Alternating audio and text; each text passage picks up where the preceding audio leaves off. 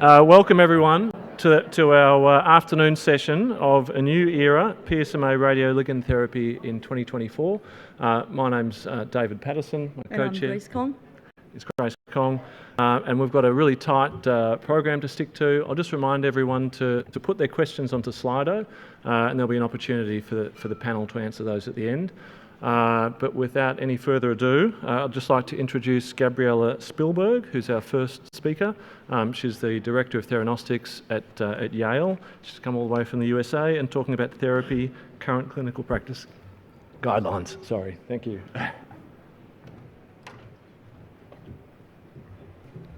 Thank you so much. Good afternoon. It's a pleasure to be here today. As outlined, I'm going to talk about current clinical practice guidelines for PSMA radioligand therapy. And with that, I have no disclosures. As we all know, PSMA radioligand therapy was approved in 2022 by the FDA and by the European Medicines Agency with the same label indication for patients with PSMA positive metastatic castrate-resistant prostate cancer previously treated with one androgen receptor pathway inhibitor and one taxane-based chemotherapy agent. That was based on the Vision 3 trial, and then guidelines were issued after that. I'm going to highlight some of these guidelines and some of the key points. So this was a May 2023 guideline that came out joint with the European Association and the SNMMI, and this specifically deals with patient selection, treatment procedure, and the role of the nuclear oncologist in the involvement in the patient's cycle of therapy, including toxicities and follow-up. Just to remind, guidelines are not dogma. Medicine is not an exact science, and this is key into taking these into the daily clinical practice and treating patients every day. So on the patient selection, one is very obvious: patients with progressed disease, one novel androgen axis drug, and at least one taxane regimen agent that fail those drugs and have progression. Patients which are taxane naive, who have one specific contraindication, for example, anaphylaxis with docetaxel, that's also considered reasonable for treatment.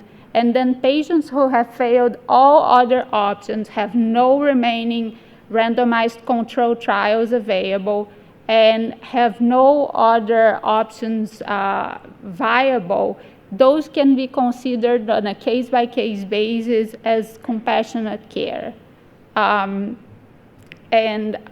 For selection of these patients, it is outlined in these guidelines that it is preferred to perform PSMA-targeted PET-CT, although for patients who don't have access, you could potentially do scintigraphy. And one thing that I want to outline, that together with the PET, it is advocated to use a comparator anatomical scan, such as CT, MRI, or even bone scan.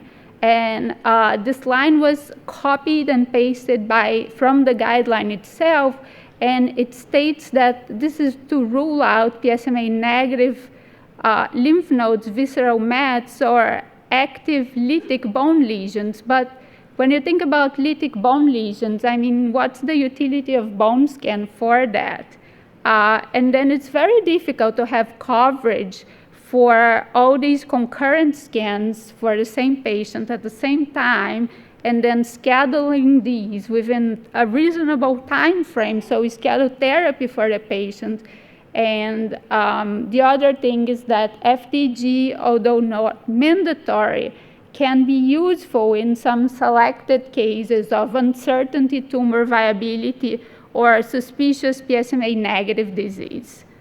Relative contraindications or caution zones are patients with life expectancy less than 3 months, unless it's a palliative setting, high-grade myelosuppression, low renal function, low liver function, difficult management of the radioactive urine, which poses a risk for caregivers, or unmanageable urinary incontinence.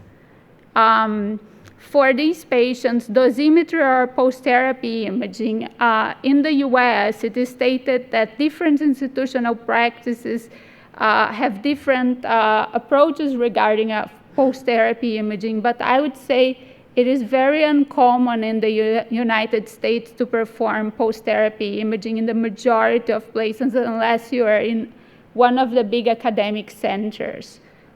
In contrast, in Europe, this is almost mandatory in most of the European Union countries.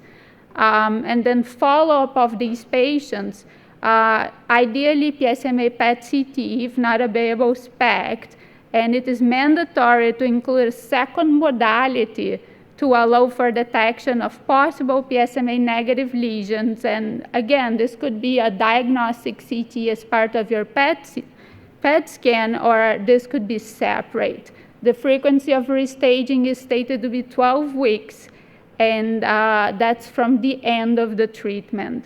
And it's really important that subsequent doses and subsequent cycles of these patients, the assessment of patient-reported fatigue, pain, and activity level, these are key parameters in deciding to move on or not throughout the therapy cycle.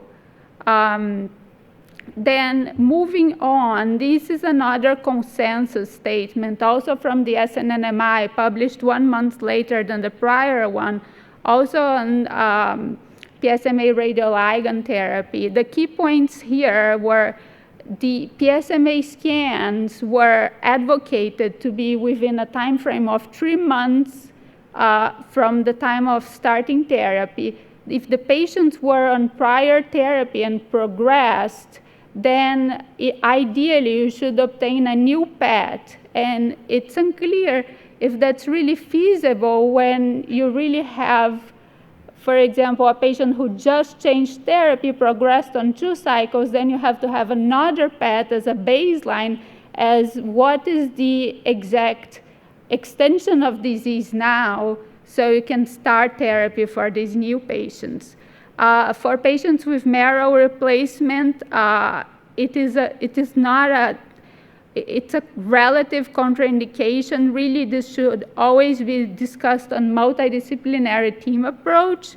And with rapidly progressing marrow disease, one should not wait for recovery of marrow function to start treatment. But after the first cycle, it becomes very difficult to state what is progression and what is toxicity. It's not that obvious. Other key points to consider: when to stop imaging-based progression, PSA progression after 2 cycles, clinical decline, imaging evaluation during treatment, advocated CT with contrast, post-treatment imaging with SPECT should be considered. And then in this other document from the European Association of Urology with the EANM, other things to consider: recommendation of using PSMA PET-CT in the evaluation of response, but unclear at which time frame should that be used.